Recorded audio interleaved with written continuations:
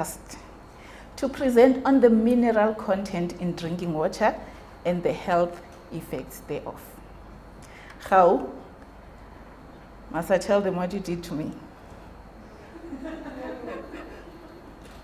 She knows what she did to me, but it's okay. I'll forgive you today. So initially this topic was given to DWS so that they can present on a national perspective. Unfortunately, they couldn't make it. So Rainwater was asked, and my boss's boss's boss summoned me here. So my presentation is basically going to be on Rainwater's perspective, not on the country's perspective. Okay, so drinking water. You know, I was so glad when I saw the professor drinking tap water when we were having lunch. I was hoping that she would be here at this present time. But if you look there, you see that we are facing a lot of challenges in terms of drinking water quality. This article was published on the 7th of March. And it's very scary. Can you read it?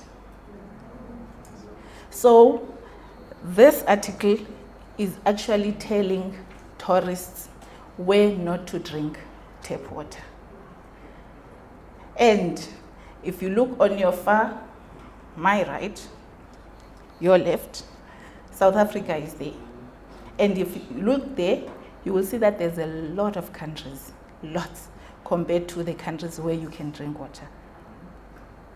It's bad. And South Africa is there. And you know, us as Rainwater, we were really worried about this. But we understand that this is from the country's perspective. It's not from Rainwater area of supply. So we are having a lot of challenges in terms of water quality. Now, what impacts this water quality? This has been said several times today, but I think it's very important for us to have this at the back of our mind. And if you look at what is published out there, this goes out there, hence you see reports like that saying you cannot drink water in South Africa and in Africa. We all know the challenges that we are facing. And this ends up in your water sources. And it will end up affecting your mineral content of your water. Now, what are the facts? Let's be frank, let's be fair. We know that in South Africa, there are some rural areas where there is no running water. It's very sad, it's a sad reality. One of my colleagues last week told me that at home they dug a borehole and they've never tested that water. They don't even know the quality of that water. It's bad because this is a scientist. The least that they could do is to take a water sample and have it tested maybe once a year, once a month, so that you understand what is there. So you can imagine what is happening now with those people who do not even have knowledge. It's very bad. We know the sanitation infrastructure is in chaos. The wastewater treatment works are not coping at all. Did you hear about the army intervention in the Vaal Triangle? It's been in the news. Is it great news? It is. However, it only addresses the symptom. The root cause is not addressed. 2 years after they are gone, we will still face the same challenges because the same water treatment works, they do not have capacity. They are not increasing the capacity. They are just fixing what is broken. Then they will leave, and then more sewage will come in, and we are back to square one. It's so sad. Some industries, like your big industries like Sasol, they discharge the effluent in your receiving waters. Where are you, DWS? Are we regulating them enough? I see a lot of regulations that were spoken on here. But I believe that in terms of water quality, we are really lacking. We have a lot of legislation that is good, but where is the implementation? It's no way. Small municipalities, poor them. They have nothing. They have no infrastructure, no money, no nothing. You go to the big metros because they have, most of the time, bad supplier like rainwater. Oh, city of Ekurhuleni, best water quality. Who treats it? Rainwater. Oh, city of Cape Town, best water quality. Who treats it? Oh, KZN, Umgeni Water treats the water for them. Hence, they are up there. The smaller ones are still very, very struggling. But, a big but, as much as we know that there's bad in water, there's also good. We need water for good health. For nutrition, today I'm surrounded by a lot of nutrition people. Oh, yeah. I'm telling you, yeah. But I've learned a thing or two. Mostly we give attention to disease, which is understandable because disease creates a lot of burden on the country. But we also need to look at the good. Water and health, they are linked together. We all know this. What are the important things? Why is water important? We have the minerals and they are responsible for a lot of things in our bodies. And I'm not going to bore you with this because I believe that this is common knowledge that you understand. But now, in terms of the mineral composition, we know that we can have both desirable and undesirable constituents. And those are your minerals, organic matter, viruses, bacteria, you name them. There's a lot of them. However, in terms of your mineral content, we know that it will vary widely depending on where your source water is. For example, if you've got groundwater, you will expect to have more minerals than if you have surface water. Now we have drinking water quality guidelines and regulations. And these, they stipulate the acceptable concentration for a lifetime, especially for drinking water consumption. So those who knew SANS 241 before, we used to have two classes of water. The other one that is not so stringent and the other one that is stringent. But now we don't have two anymore. We only have one class. You comply to it and you comply. You don't comply to it, then the water is not safe for lifetime consumption. Now we have good legislation, like I said.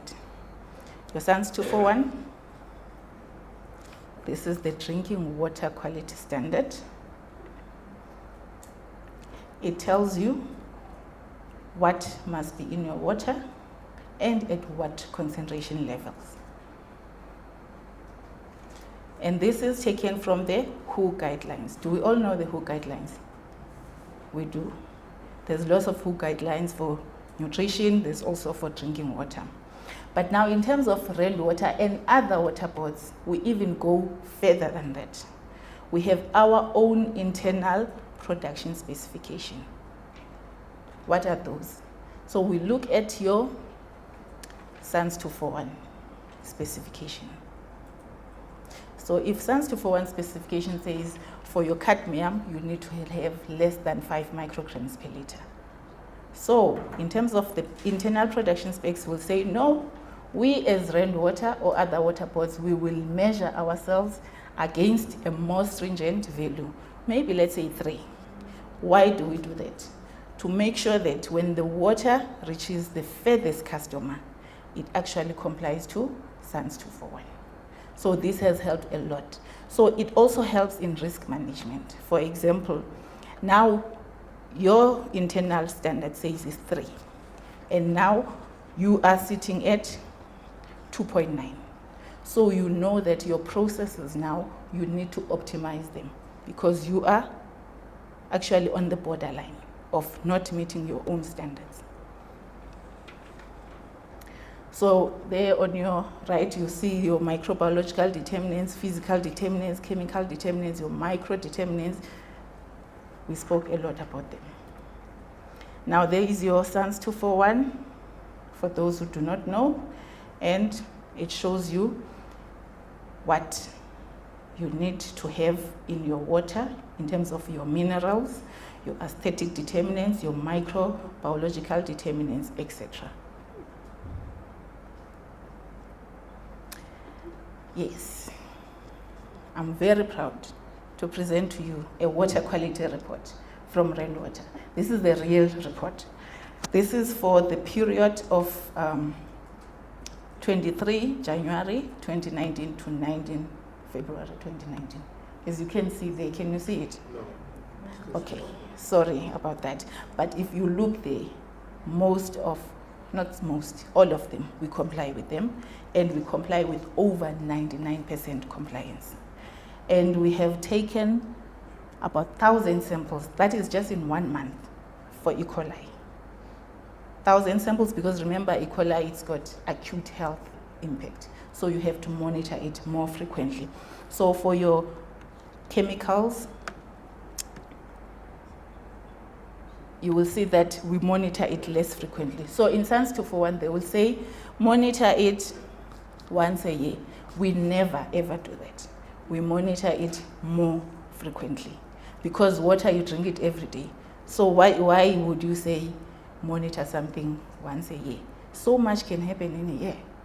So if you look in terms of our standards, they do not look in terms of what is happening generally. They want to make sure that even the smallest municipalities can afford. I can tell you this is very expensive. Just to analyze for one sample for all of these, you can pay 15,000 rand just for one sample. So it's really not easy. So we must give credit where it's due. So this is just the water quality in continuation.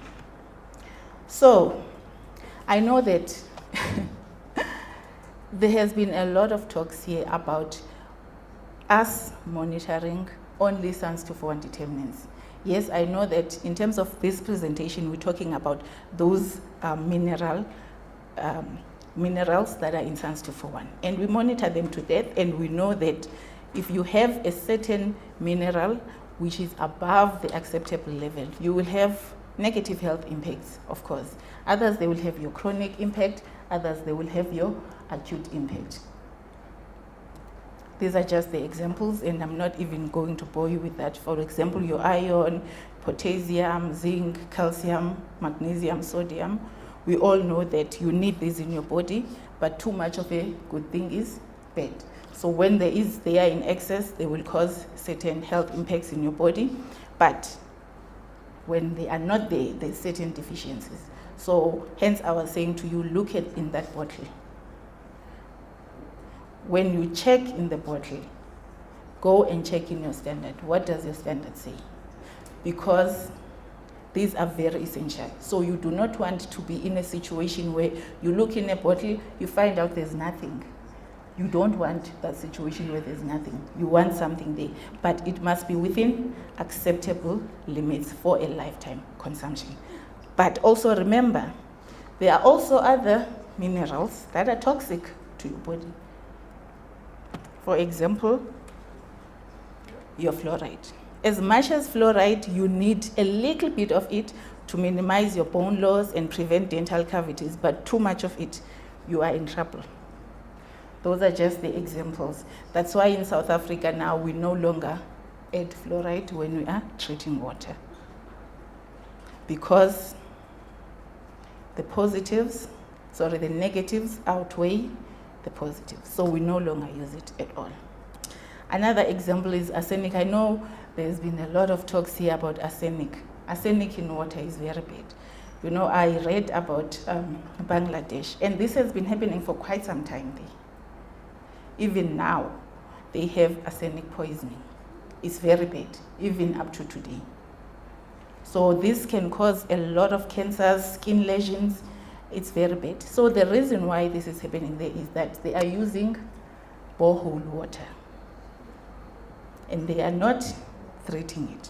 So what they used to have initially, they had a lot of diarrheal diseases. So they discontinued piped water. They went to borehole thinking that borehole water is better. But they didn't test it, so they solved another problem by creating another problem. So the only way out of this is to go back to piped water, because you cannot have a lot of treatment plants everywhere where there's a borehole. Because literally in every home you will find that there is a borehole. So that is something that needs to be looked at. But in terms of the other risks, as you can see there's lots of them. Your heavy metals, your uranium, arsenic, mercury, aluminium, lead. So it's very important for you to know what is in your water, what the standard says. Colleagues, do you know that the Department of Water and Sanitation, they have a website where you can go and check the quality of your water in each and every area in South Africa? Do you know that? They are supposed to update this each and every month. If you go to the Blue Drop website, under My Water, you will see there the standard is supposed to be there and how much each constituent should be. So please go do yourself a favor, go and check, because this is what we need to take our regulators to task, because they are supposed to be doing this. And if you see that your water is not safe to drink, then at least you can do something. You can go maybe and drink bottled water if you know that it's safe to drink. But now in terms of rainwater, colleagues, as I've shown you those reports, we are so fortunate, I want to say that. We are so fortunate in that the raw water that we have is not so bad. Other places here in South Africa, they are not as fortunate as us. We get water from Lesotho and it's mostly clean. Other places are not. For example, they used water from the wastewater treatment plants. So they are struggling with these things. We don't have to remove most of these metals in our water. We are very fortunate. Hence, we can say that we will always provide water that is safe to drink. But now, apart from SANS 241 determinants, I know that Prof in the morning mentioned a lot of things: emerging contaminants, cancer-causing contaminants, endocrine disrupting. We are also fortunate as rainwater in that we are testing for a lot of emerging contaminants. I think in total it's about 80 of them. That includes industrial chemicals, your herbicides, your pesticides, but it's very, very expensive. I'm not going to lie, it's very expensive. What SANS 241 says, it says, anything that you think can be a risk, you need to monitor it. It says that. Those that I've shown you there, they are just your basic minimum, but they say you need to do a risk assessment and make sure that anything that can be a risk, you monitor it. So they've covered themselves. So if you're saying no, there's emerging contaminants, they will say, we said anything that is a risk, you need to monitor it. So not everyone is as fortunate as rainwater to be monitoring those determinants. It's a lot of money. It's more than R1 million just to monitor 14 samples twice a year. It's very expensive. Hence, we need the researchers to work with us and not only point fingers, but they need to work with us, because these things are expensive and we all want to come up with solutions. So what are my conclusions? Although foods are the major source of mineral nutrients that we know, but drinking water do contribute to the total intake. That has been proven in a lot of studies. And the nutritionist is saying yes. Okay, another advantage is that some elements in water, for example, your calcium and magnesium, they are readily absorbed in water because they are present as free ions than in food. So, water must be safe For human health consumption, it must meet the drinking water standards. It must be contaminant free. It must be aesthetically pleasing, and it must have good taste. So now when you get out of here, please, if you decide to buy bottled water, you know what to do. If you decide to drink tap water, you know what to do. Go to My Water, check if the water in your area is safe to drink. But if you are in Gauteng, where rainwater supplies water, your water is safe to drink, and the reports are available. That's it from me.